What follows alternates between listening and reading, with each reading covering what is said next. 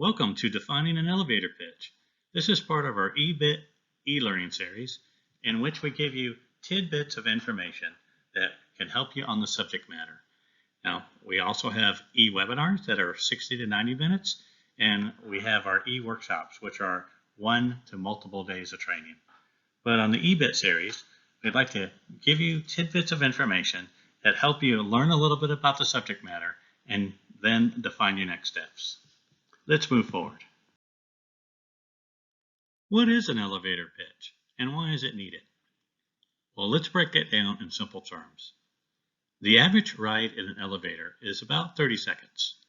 So an elevator pitch is a 30-second response if you're in the elevator, if someone asks you, "Hi, what is it that you do?" How you respond is how professional you sound, if you can be engaging, and if you can possibly further the conversation through what you spoke of. Many times, there's been others in whatever roles that they play, they believe that they don't need an elevator pitch. And I would disagree. And here's why. No matter what role you play in the company, you can make an impact by how you approach an elevator pitch. And we'll explain it as we move forward. But second, why would you not want to perfect how you sound when you're asked a question about what you do, where you can explain and promote your organization and in yourself as well? So it's a good exercise for you to learn how to give the best elevator pitch that engages and that highlights your organization in the best way possible. The purpose. What is the true purpose of an elevator pitch? Well, we already spoke that it's to create engagement. If you're in an elevator, and we say elevator pitch, it doesn't mean that you're just in an elevator, but when you're out networking, when you're on work or off work, where someone asks you, what is it that you do? It's that opportunity that if you're going to have the conversation, why not make it where it's engaging? Next, that it gains further interest. Well, if you make it engaging, you want them to say, tell me more. That sounds interesting. So how can you capture that?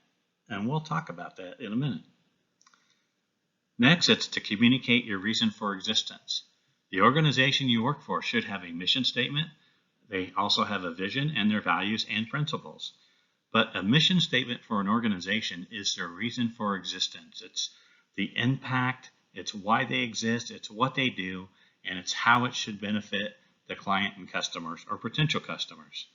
So this is that time that it allows you to define and explain your organization's reason for existence and to be able to communicate the impact that that existence makes. Next, it is that opportune time to make an impression. Many times you may come across people that they find it interesting, but it's not their exact need at the moment.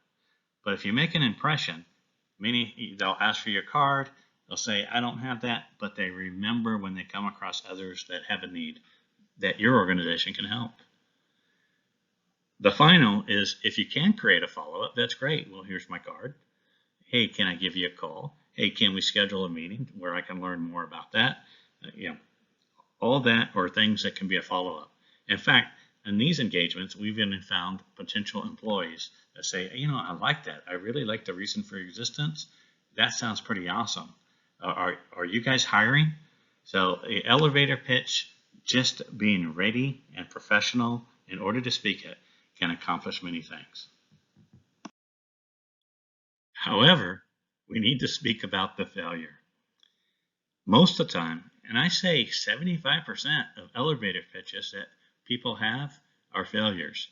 The current elevator pitches I hear are boring. We talk about that they should be engaging. They are boring. The first thing people say, and here's the common elevator pitch is, yeah, my name's Mark. I'm a salesperson at this organization. I work, our organization does this, and that's what I do. And so it's based on their role and it's based on them, and it's not engaging at all. And more important, it has no hook. And a hook is something that engages them right away. It has no purpose. As we spoke about, it has no reason for existence or no call to action that you can describe how your organization makes an impact in the community or in the world. It's just plain failure.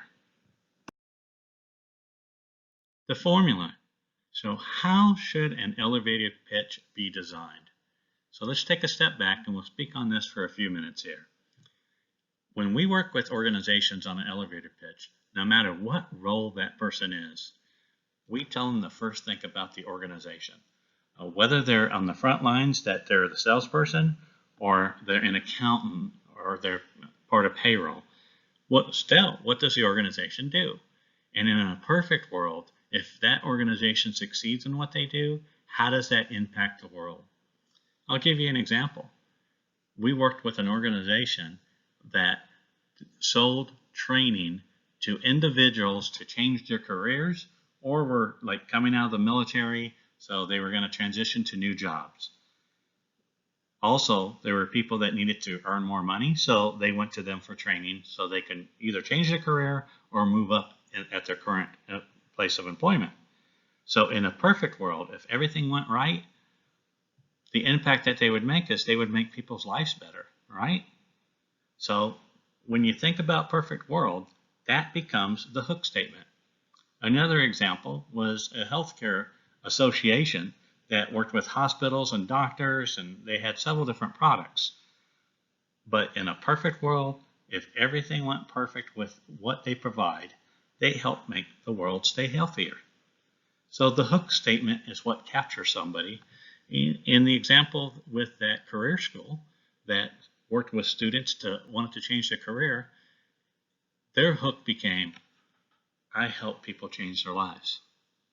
Isn't that a great hook? Because if people came and received training and then got a better job, transitioned to a new job, or got promoted in their current job, did that not change their life? With that medical organization, it's like, oh, I help people stay healthy, or I help the world stay healthy. Put it on a broad scope. Then define the impact. So, example, the career school. Now I go into the explanation. I still don't tell them about the company that I work for. This is where I engage. So I said, I help people change their lives. Wow, that usually gets someone that looks at you and say, you can see that they're interested. You know, where people that they're not making enough money in their current job, maybe they're unemployed, or they just need better pay, or they could be transitioning out of the military, and obviously they got to go in the employment world. Well, I help them change their lives by getting them training to improve them in a new role and gaining them employment, or helping them get promoted because of that training. I work for XYZ company, and my name is this. You can see that the proper formula is a little bit backwards to how most of us speak in our statements. Most of us want to start with our name, the name of the company, and then what the company does. Here, we start with the hook statement, the impact that engages, and then where the company ties in. And then finally, my name is Mark. Here's my card. Hey, if you know of anybody, I'd love to hear from you, and certainly would love to have you in. Whatever that conversation engages for the next steps. So that's the exact formula. Practice. We encourage you to role play. So with the prior slide, that's where you write down what is the perfect world scenario. If what your company does, not what you do, not if you work payroll, not if you're selling these things. If our company succeeded in exactly what their mission statement is, how does that affect the world and the individuals?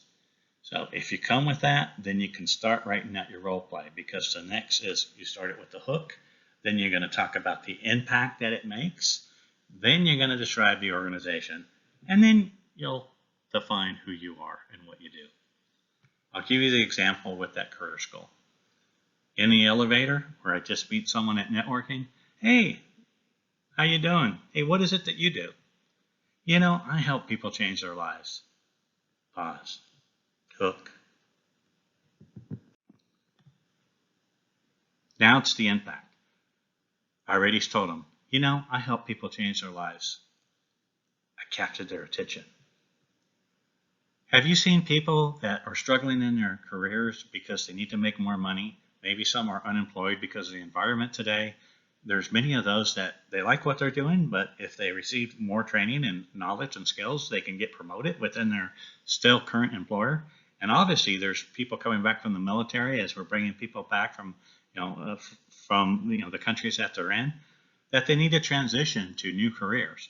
Well, I help people change their lives by helping those people obtain training. Many times I could help them obtain how to pay for that training through government grants and programs or student loans. But then we also have a job assistance program that helps them find employment, and it changes their lives, and it's just great. Now I work for XYZ Training Company, and my name's Mark, and I actually work on the front lines of sales. So if you know of anybody, or if you're interested yourself, I'd love to invite you in. Here's my card, and also we're always looking for great employees. It's an exciting job. Please let me know how I can help you. Hopefully that's a good role play, but you practice, practice, practice. And don't wait until you think you have to be perfect when that client asks. Only when you're out there that you execute will you ever get better. So go out and execute. And this is why we say it is in the moments of decision that your destiny is shaped. If you do what you've always done, you'll get what you've always gotten. Setting goals is the first step in turning the invisible into the visible. And that's by the great Tony Robbins. We want to thank you for attending. If you'd like to email, our email is mark@markvillarreal.com. If you have questions about additional courses, you can send that to contact@markvillarreal.com. My website is markvillarreal.com. My phone number is listed there.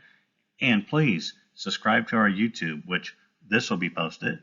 But as we create new tidbits or other e-learnings or educational videos, you will be notified as well. So please, thank you very much and have a good day.